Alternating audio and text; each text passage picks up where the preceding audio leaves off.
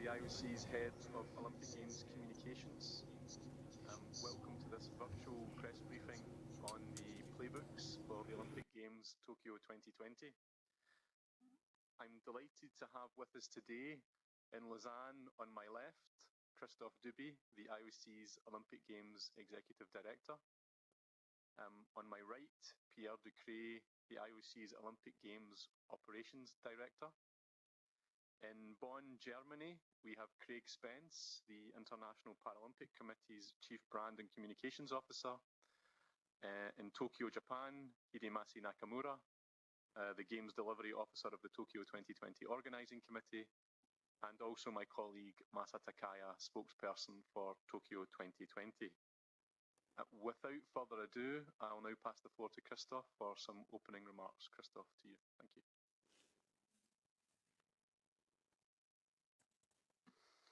Thank you, Robert, and good afternoon, Tokyo, good morning, good evening, everybody else. There are indeed a lot of questions in the public domain about how the Games will take place this summer. And today is a preliminary review on how things will be done. But let me first start with a few considerations regarding where we stand. And I say from a technical standpoint, we are very confident for a number of reasons. Tokyo, as you've heard, especially the IOC president say on a number of occasions, Tokyo is the best prepared city we have ever seen. Venues were all completed a while ago. The planning was well in place and extremely detailed. At the time when we had to postpone the Games, some of the operational testing had already taken place. In addition to that, there is an incredible support from the business community. The support is really outstanding. And obviously from the government, starting with Prime Minister Suga, Governor Koike, obviously. And we have a very, very good organizing committee. President Mori, CEO Muto, GDO Nakamura doing a stellar work. The foundations are in place. They are very solid indeed. Now, in addition to this, and this is most of the work we've been doing over the last month, we have to face the COVID situation.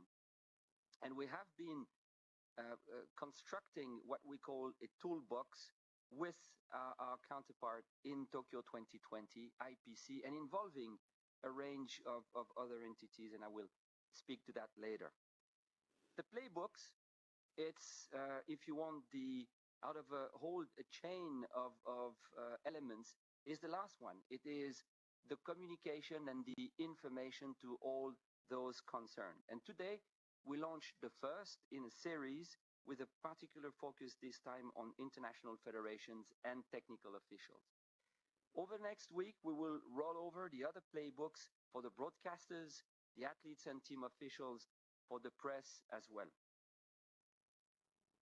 They will be accompanied with briefings to all those stakeholders concerned. We want to make sure that not only we release the paper version, and they will be made public, that's for all of you to know. All of the playbooks will be made public. But what we intend to do as well is to have the detailed conversation with all those stakeholders involved. So it's all about communicating what we know at this point in time, getting feedback on the content at this stage. So these playbooks, bear in mind, are versions 1. They provide, you will see, the framework for the basic principle that each stakeholder will follow before they travel to Japan, when entering Japan, during their time at the Games, and leaving the Games. They will provide direction and set parameters which will enable people and organizations to advance their planning for the Games next summer.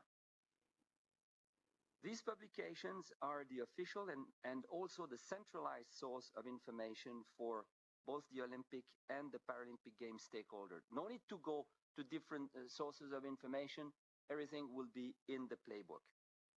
In the coming month, this first version will be updated as we unveil more detail, make a number of key decisions, and we do anticipate playbooks to be revealed in April and then June. They have been developed, as I said before, by a range of stakeholders. Tokyo 2020, obviously, the International Paralympic Committee I mentioned, but we also have an all-partner task force. There is a lot of generosity and benevolence when it comes to the situation we're in, and a number of organizations and experts are ready to help us. And we have formed what we call a all-partner task force, which also includes the World Health Organization, Government of Japan, Tokyo Municipal Government, a number of independent experts and organizations from across the world. And as well, and this is a very central input to our work, the excellent interim report published by Three-Party Council in December 2020.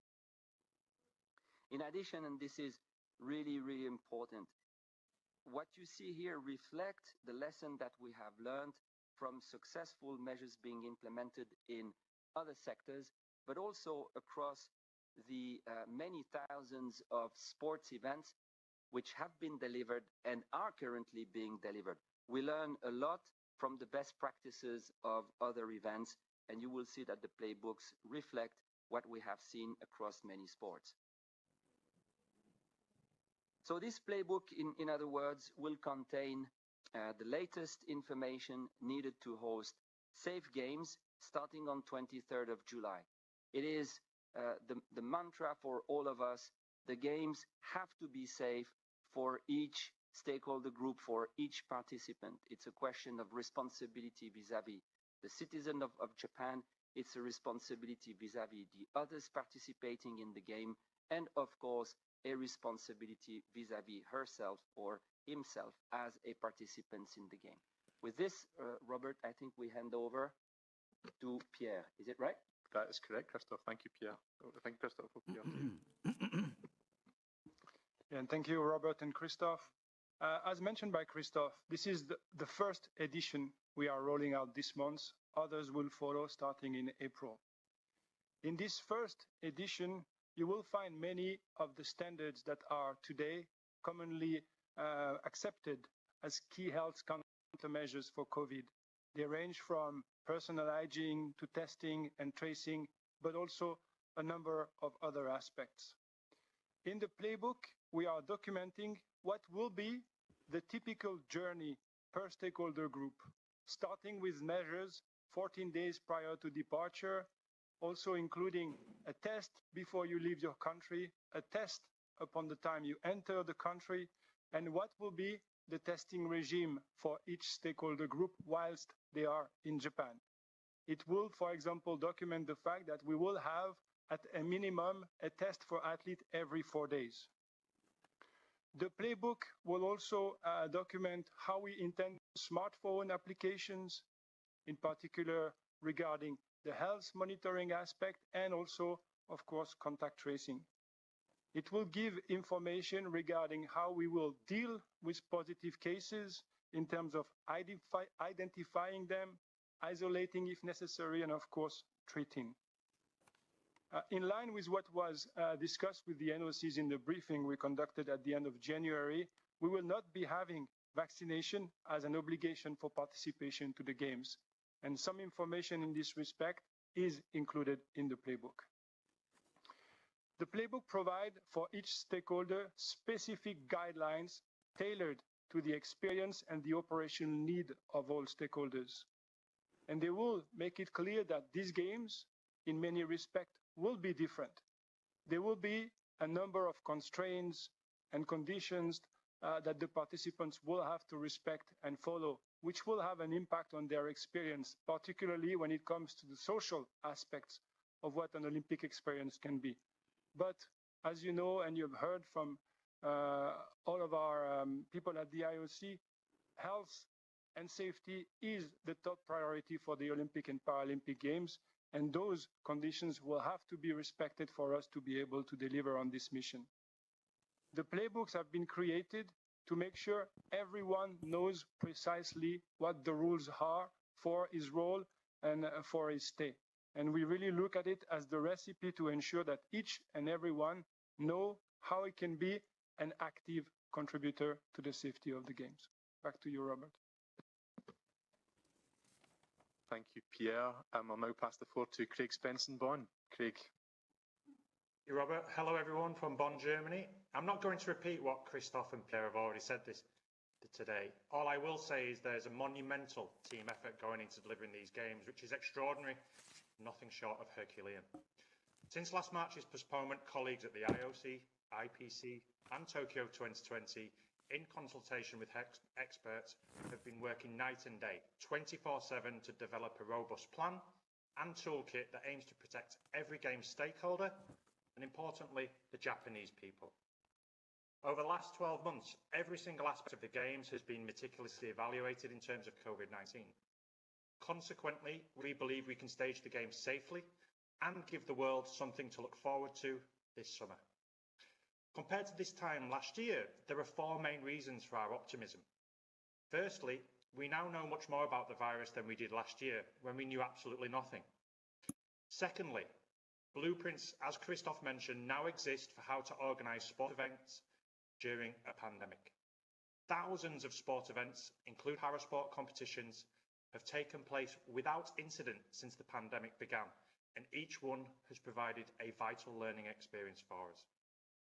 Thirdly, we have developed a blueprint of our own for how to organise the Olympic and Paralympic Games during a pandemic, something that did not exist 12 months ago. The final reason relates to vaccinations. In February 2020, vaccines were a distant hope. In February 2021, they're a reality. Today, more than 60 countries around the world are implementing vaccination programs, and the numbers set to receive jabs will increase exponentially between now and the Games. This can only be a positive thing. The most vulnerable in society and frontline workers absolutely must be a priority for vaccines, and regardless of whether athletes receive them ahead of the Games or not, their rollout will certainly make our lives easier in delivering the Games. Within all playbooks, there's a strong focus on mitigating the risk of catching and transmitting COVID-19, with some additional countermeasures identified for the Paralympic Games. It's important to remember that COVID-19 does not distinguish between a person with or without a disability. And consultation with the IPC Medical Committee and International Federation medical experts, as well as information provided by the World Health Organization, indicate that there is no evidence that an athlete with a disability has a higher risk of contracting COVID-19, providing stringent measures are taken to minimize transmission. As high-performance athletes, Paralympians are more experienced than the general population to taking steps to general infection avoidance. This is all part of illness prevention education, a principle of para-athlete education for some time. The key, as always, is minimizing the risk of transmission. Today, I want to share with you a short anecdote which will give you a little insight into the views of our athletes and their thoughts on the Games. Last week, we interviewed a Mexican para-judo athlete, and for pretty much the whole interview, she was in tears. She said how much it would mean for the Tokyo Paralympics to go ahead, not just for her, but her family, her friends, her teammates, and more importantly, the world. She finished by saying, regardless of what form the Games take this summer, what she really wants is for the world to know more tomorrow than it does today about the stories of Paralympians, persons with disability across the world, what they are capable of, and what the world can learn from them all as intellectuals, athletes, and people. With persons with disabilities disproportionately impacted by COVID-19, in my view, the Paralympics are needed now more than ever. In closing, I want to say something about the Japanese people who have been really great for these Games since they were awarded in 2013. Prior to this postponement, as Christophe said, Tokyo were the best prepared organising committee we have ever seen. There is no other country or organising committee we would rather be with in facing this challenge right now. Come the summer months, we have faith in the plan and the toolkit we have developed. We have faith that the Games can go ahead in a safe and secure manner. And we have the faith that once the Games begin, the Japanese people will be rightly proud of their athletes, their country, and their ability to make history by staging the first Olympic and Paralympic Games during a pandemic.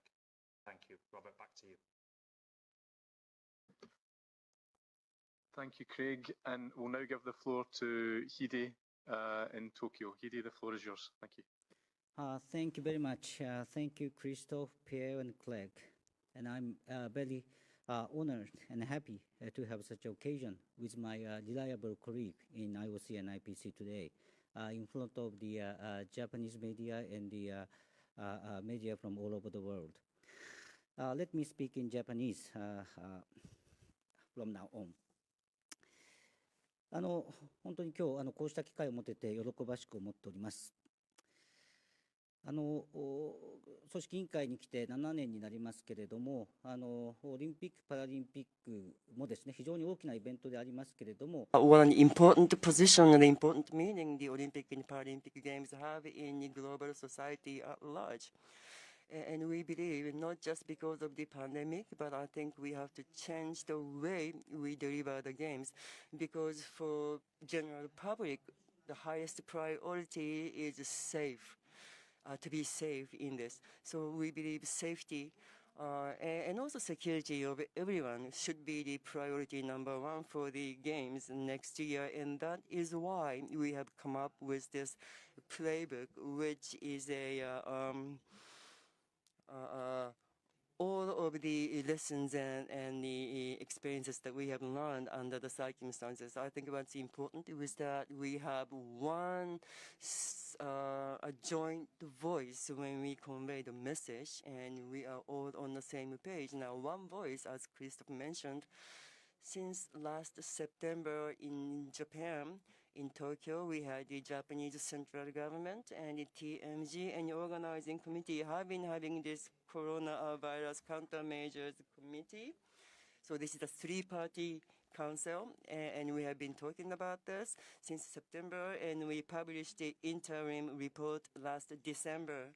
Now, in addition to that, the IOC and IPC members who are here today, and also other stakeholders such as NOCs and IFs, and also the independent experts both in and outside of Japan. Those all have gone into this playbook.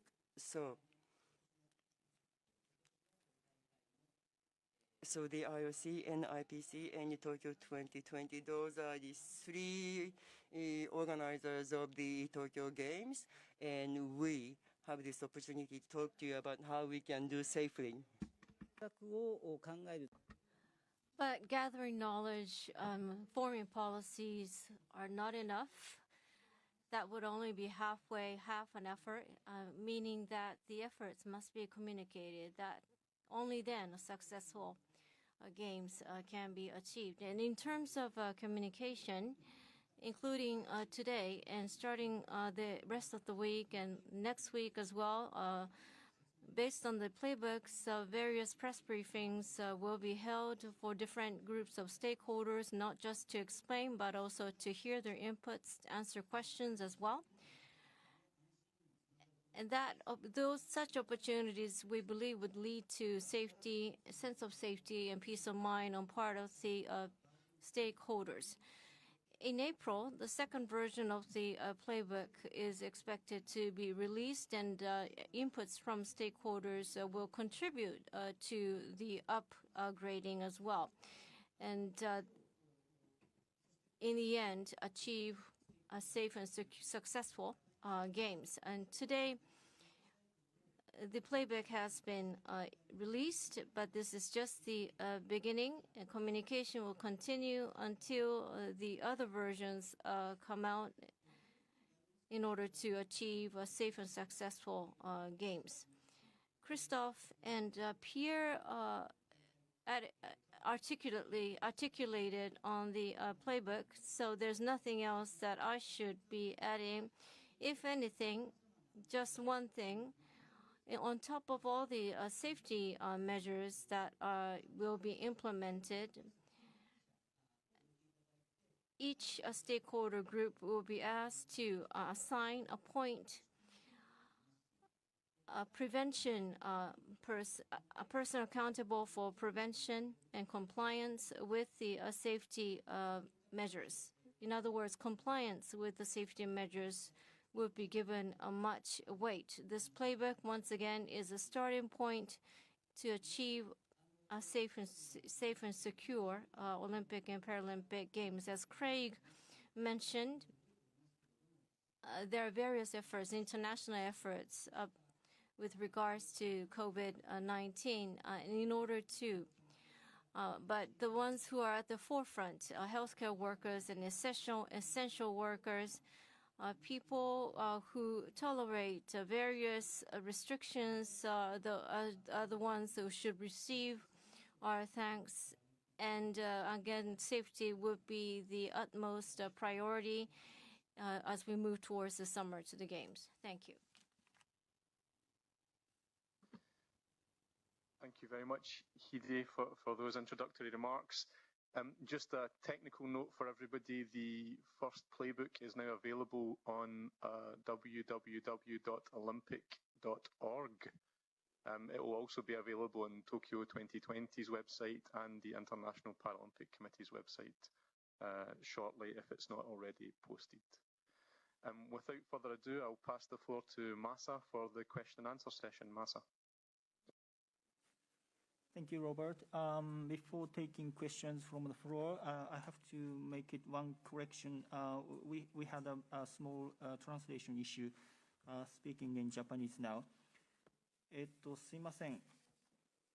ちょっと説明の中 One point, if I may, going forward, as individual press briefings will be held for various stakeholders, Christoph, I believe, mentioned that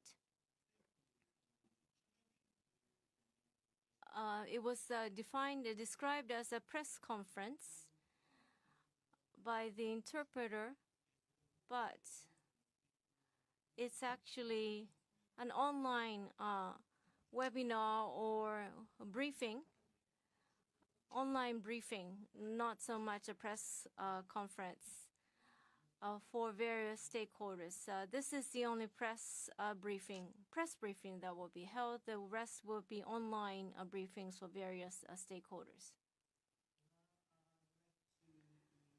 Open the floor. I would like to start picking up the questions from the floor. If you have any questions, please enter your questions to the chat tools in the YouTube live, Teams live. We will pick up questions accordingly. And then in the meantime, we have friends from the Japanese media in the room, so I would like to take a few questions from the floor as well.